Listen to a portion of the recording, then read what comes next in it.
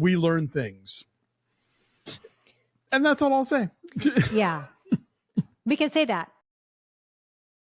We're talking about Twinless. This is a spoiler-free review of Twinless because there's a lot that you're going to want to discover here, but we are excited about this movie. We want to talk about it with you. So here we are. It came out last weekend in some limited release, so hopefully it's making its way toward you. Come hang out and subscribe. It's Art House Tuesday. It's the place to be. Alonso, what happens in Twinless? Being a twin kind of ruined me. I want to hang out all the time. I'm too needy. I hate doing things alone. Cooking meals, folding laundry. Yeah, so much faster with two people. James Sweeney, who showed up in 2019, I believe, with a much acclaimed debut film, Straight Up, is back. He's writer, director, and co-star of the film. He plays a guy named Dennis, and at a bereavement group for twins who have lost their twin, hence the title of the film, he meets a guy named Roman, played by Dylan O'Brien, and Roman was the straight twin and Dennis was the gay twin, and they kind of find themselves, in a complementary friendship. They're both dealing with the fact that they are suddenly alone in the world, even though they didn't always have the closest relationship with their late twins. Nonetheless, they appreciate having somebody to go to the grocery store with or hang out with. And as their relationship begins to grow as a friendship, and they become more reliant upon each other and more emotionally intimate with each other, we learn things. And that's all I'll say. Yeah. We can say that. We can say also that that Roman gets involved with Dennis's coworker. Yes. Played by Aisling Franciosi. Yes. And she is like a little ray of sunlight here. She's super perky, and that is a catalyst for change and discovery. For sure. We can say that, for sure. We can say that.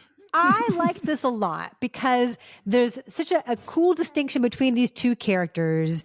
Dylan O'Brien's Roman is stoic and muscular and a little hot-headed, and James Sweeney's Dennis is like queer and a little reedy and quick-witted.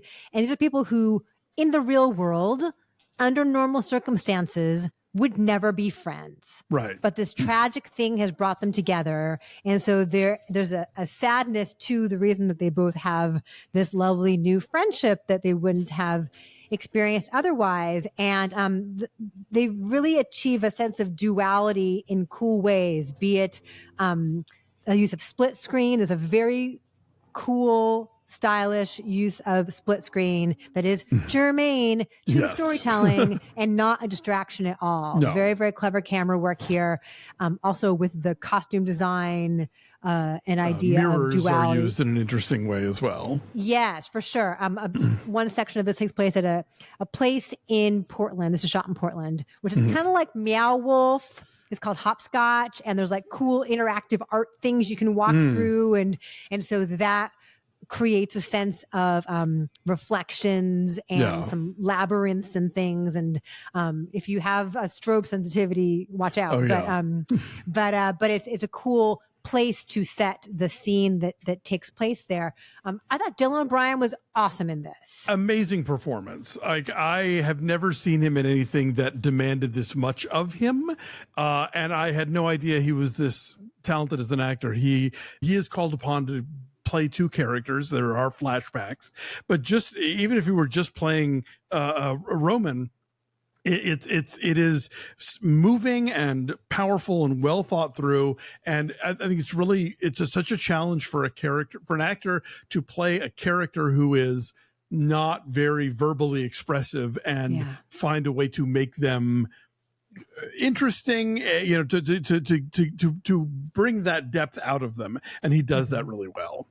Yeah, there's a distinction between him with, the flashbacks. The use of flashback I thought was very judicious because it achieves a lot very efficiently. Yes.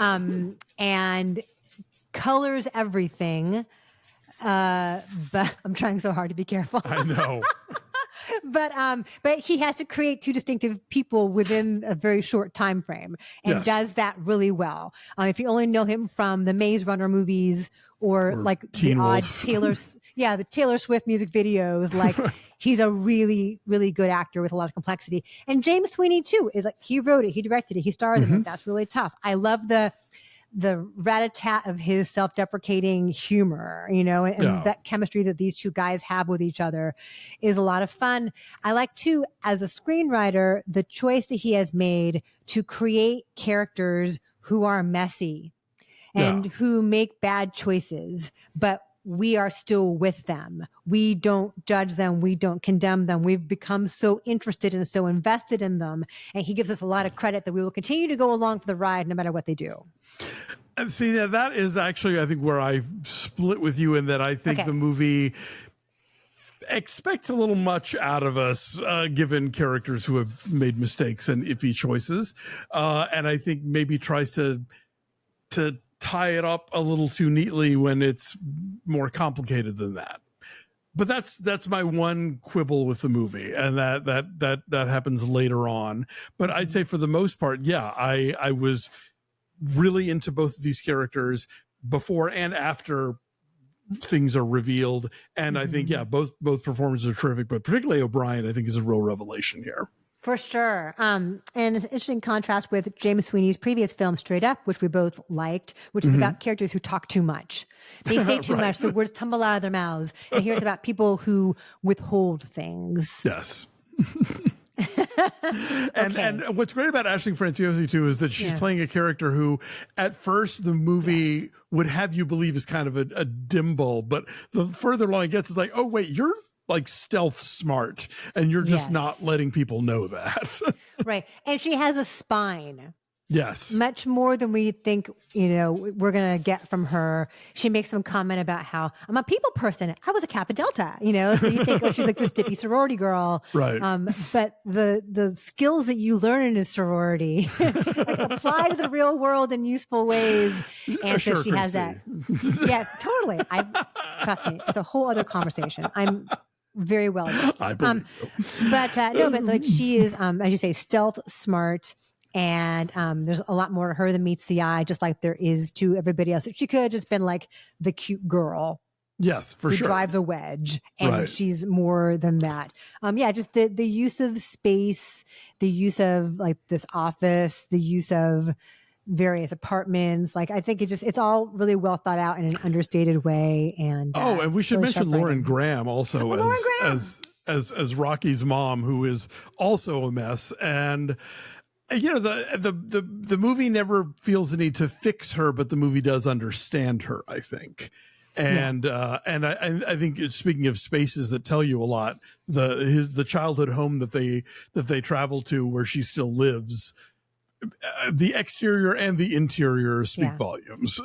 And she achieves a lot in just a couple of scenes too. She's only in like 2 scenes. It's a small role, but she's she brings like a groundedness that this needs. So cool. So I really love this, and I can't wait to see more from James Sweeney. I'm going to say like an 8.5. Okay. I was very on board with it. And then by the time they, like I said, I think it gets a little tidy for me, after getting messy. And so I'll say like a 7.7. Okay. All right. Twinless is out there. Go check it out. Bring your sibling or someone who looks just like you.